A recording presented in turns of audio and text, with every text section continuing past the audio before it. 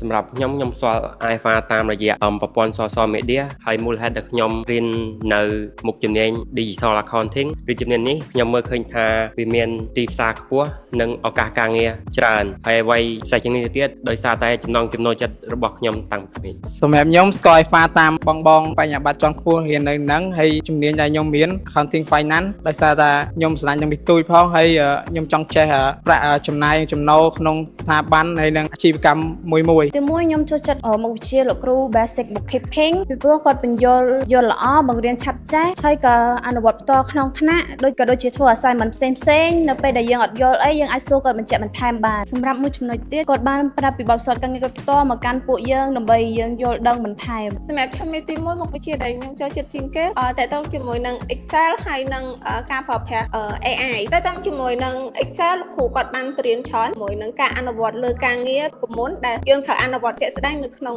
ការងារហើយតើតើជាមួយនឹងខាង AI វិញគឺលោកគ្រូបរៀនការទៅសេកូដដែលធ្វើឲ្យយើងមានភាពងាយស្រួលនៅក្នុងការ research ក៏ដូចជាការអនុវត្តការងារផ្សេងៗនៅក្នុងប្រព័ន្ធហ្នឹងដោយសារបច្ចុប្បន្ននេះ